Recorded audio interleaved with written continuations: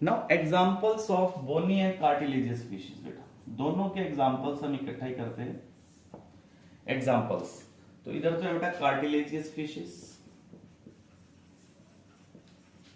और इधर मैं नाम लिख रहा हूं बोनी फिशेस के। बेटा कार्टिलेजियस फिशेस के अंदर फर्स्ट एग्जांपल है डॉग फिश। डॉग फिश जिसको हम कॉमन इंडियन शार्क भी कहते हैं, common Indian shark. Why it is called as dog fish? Due to its ability to smell like the dog. Second example is sawfish, beta, that is sawfish. Third example, beta, stingray.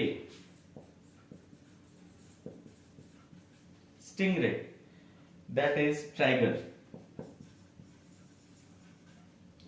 Fourth example, beta, torpedo, that is electric ray. Electric ray, ये बेटा 100 से 400 volt का इसमें shock produce होता है, shock दे सकती है ये। इसके बाद बेटा एक एग्जांपल है great white shark, great white shark. And last is red fish, red fish और king of herrings, king of herrings. These fishes are actually connecting link. Red fish is connecting link between bony and cartilaginous. इन दोनों fish के बीच की कड़ी है बेटा, ये connecting link है, that is red fish. Red fish is the connecting link between bony and cartilaginous fishes. Yes बेटा। इसके बाद अब है बोनी के। बोनी में कौन कौन से एग्जाम्पल है? एक बहुत इंपॉर्टेंट एग्जाम्पल इसमें sea horse. Sea horse, sea horse क्यों कहेंगे इसको? क्योंकि ये वर्टिकल पोजीशन में स्विम करता है बेटा। सेकंड, इसको प्रेग्नेंट मेल भी बोलते हैं, प्रेग्नेंट मेल। क्यों कहते हैं प्रेग्नेंट मेल? क्योंकि इनके मेल के पास एक पाउच होता है जिसमें वो एग्स कलेक्ट करता है, एग्स कलेक्ट करता है। That pouch is called as brood pouch, that is brood pouch. Third example बेटा, सेकेंड एग्जाम्पल इसमें है फ्लाइंग फिश, फ्लाइंग फिश। इसको सी हॉर्स को आप हिप्पोकैम्पस भी कह सकते हो, हिप्पोकैम्पस। सेकेंड एग्जाम्पल बेटा एक्सोकोइटस, that is flying fish, that is flying fish. Yes, it can fly over 400 meter in sea water, can fly in 400 meters in sea water beta, that's why called as flying fish. Yes, क्यों कर सकती है ऐसा? क्योंकि इसके पास बड़ा pectoral fin होता है, लार्ज पेक्टोरल फिन।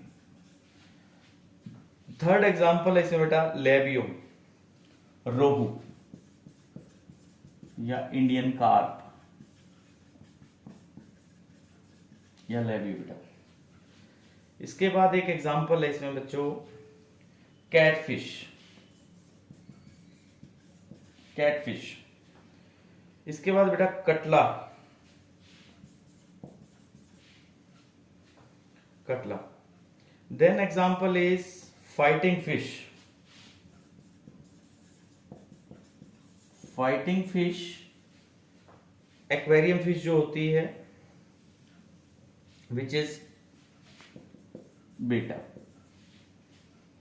सो इसमें एक बोनी फिश में एक इंपॉर्टेंट एग्जांपल है बेटा, जो सबसे पुराना वर्टिब्रेट है, ओल्डेस्ट जो वर्टिब्रेट है, ओल्डेस्ट लिविंग वर्टिब्रेट भी इसी कैटेगरी में है। Oldest living vertebrate which is a bony fish, that is actually बेटा Latimeria, Latimeria. So these are the important examples of the cartilaginous and bony fishes. Now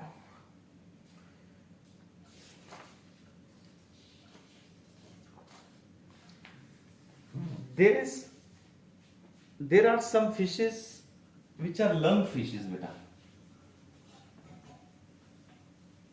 lung fishes. Lung fishes को एक famous नाम से बुलाते हैं uncle of amphibians, याद रखिएगा, uncle of amphibians. तो ये फ्रेश वाटर बॉनी फिशेस होती हैं, इन फिशेस के पास कुछ कैरेक्टर्स आगे वाली जो क्लास है, जो एम्फीबियंस है, उनके हैं। इनके अंदर एयर ब्लैडर रहता है जो रेस्पिरेशन में हेल्प करता है। एयर ब्लैडर है इनके पास जो रेस्पिरेशन करवाता है बेटा आउट ऑफ वाटर। पानी के बाहर होती हैं ये फिशेस तो भी सरवाइव कर सकती हैं, तो इसलिए इनका नाम रख दिया हमने लंग फिशेस। और इनका हार्ट जो होता है वो 3 चैम्बर्ड होता है। नॉर्मली बाकी फिशेस का अभी अपन पढ़ा 2 चैम्बर का है, इसलिए तो ये इससे आगे होगी ना, एडवांस फिशेस होगी। इनके बाद एम्फीबियंस आए होंगे। ओके, इसका एग्जांपल बेटा African lungfish, African lungfish. Second example is South American lungfish, South American lungfish. सो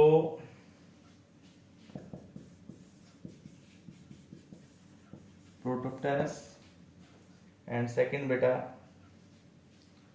लेपिडोसिरीन। ये फिशेस कंप्लीट हो गई हैं बच्चों। अब हमने इसके बाद आगे नेक्स्ट क्लास पढ़नी है, दैट इज एम्फीबियंस।